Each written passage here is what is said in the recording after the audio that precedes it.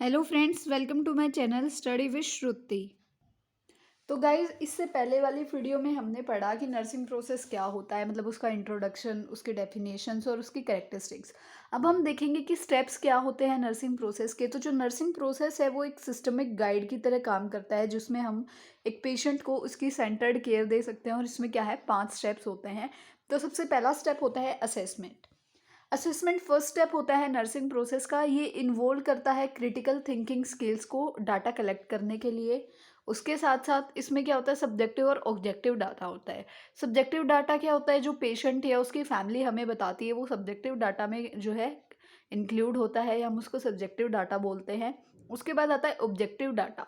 Objective data वो data जो हम ऑब्जर्व करते हैं, जैसे कि वाइटल साइंस हो गया, हाइट क्या है पेशेंट की, वेट कितना है पेशेंट का। ये सारा क्या होता है, ऑब्जेक्टिव डाटा होता है। डाटा जो है वो डायरेक्ट पेशेंट से आता है। ठीक है, data may come from direct patient, या फिर कोई प्राइमरी केयर गिवर है या उसकी फैमिली वगैरह है, उनसे हम क्या है डाटा कलेक्ट कर सकते हैं।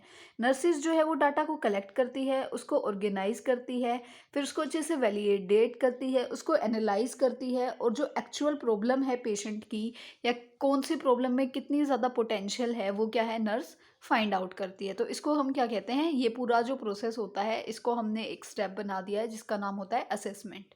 उसके बाद हमारा आता है next step, that is diagnosis.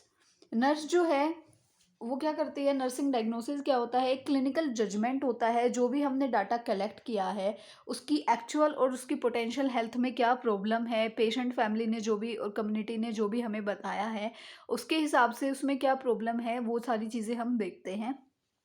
उसके बाद जो फॉर्मुलेशन होता है नर्सिंग डायग्नोसिस का, वो क्लिनिकल जजमेंट पे होता है। हम प्रॉपर जो है देखते हैं कि पेशेंट ने जो जो भी हमें सब्जेक्टिव या और ऑब्जेक्टिव डाटा मिला है उसके बेस पे हम पूरा उसको करके हम उसको अप टू डेट देख के उसको हम क्या करते हैं, एनालाइज करके एक डायग्नोसिस बनाते हैं कि पेशेंट को ये प्रॉब्लम है।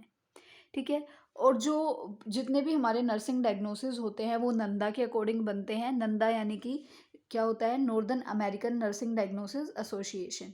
ये क्या है, अप टू डेट जो है लिस्ट प्रोवाइड करती है नर्सिंग डायग्नोसिस की। तो जो हमारे जितने भी डायग्नोसिस हैं वो क्या है, नंदा के अकॉर्डिंग ही बनते हैं। उसके बाद नेक्स्ट स्टेप होता है हमारा प्लानिंग। प्लानिंग क्या होता है, नर्सिंग प्रोसेस के जो गोल्स और आउटकम्स हैं उनको फॉर्मुलेट करता है। डायरेक्टली इम्पैक्ट पड़ता है इसका पेशेंट केयर पे। और जो भी हमारे जो प्लानिंग होती है वो एविडेंस बेस्ड प्रैक्टिस के बेस पे होती है। ठीक है। उसके बाद जो जो पेशेंट स्पेसिफिक गोल्स होते हैं वो इंश्योर करते हैं कि हमारी जो भी हम ट्रीटमेंट दे रहे हैं, जो भी हमने प्लान किया है उसका जो आउटकम है वो पॉजिटिव आए।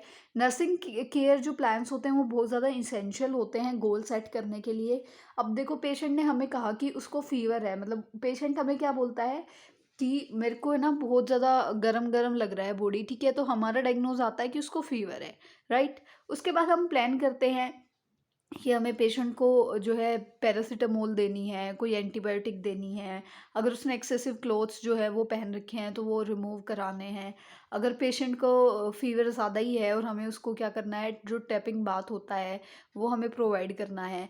तो वो सारी चीज़ें क्या है, इसकी सबका गोल क्या होता है, एट लास्ट गोल क्या आएगा कि हमें फीवर को रिड्यूस करना है, जो बॉडी टेम्परेचर इंक्रीज हो रखा है उसको रिड्यूस करना है।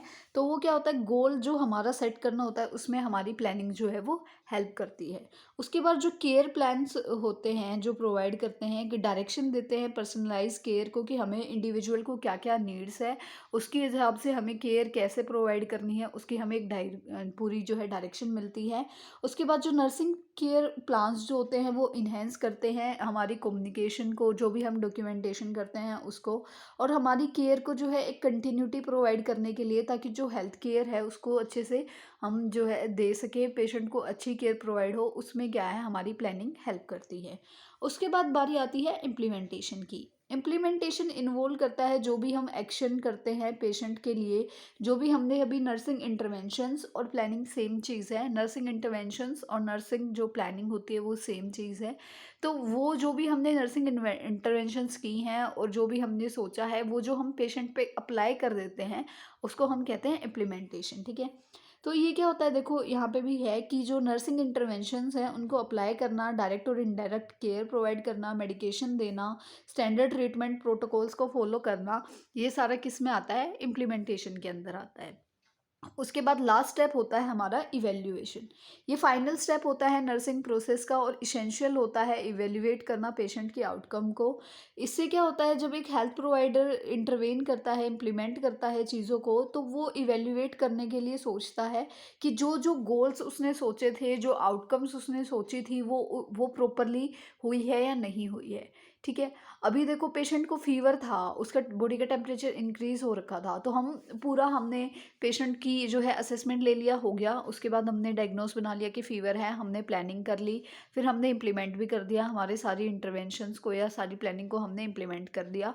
उसके बाद हम एट लास्ट चेक करेंगे ना कि पेशेंट को अब फीवर है या नहीं है, पेशेंट का फीवर जो है अभी रिड्यूस हुआ है या नहीं हुआ है, तो वो सारी क्या है, हमें इवेल्युएट करना तो ज़रूरी है ना।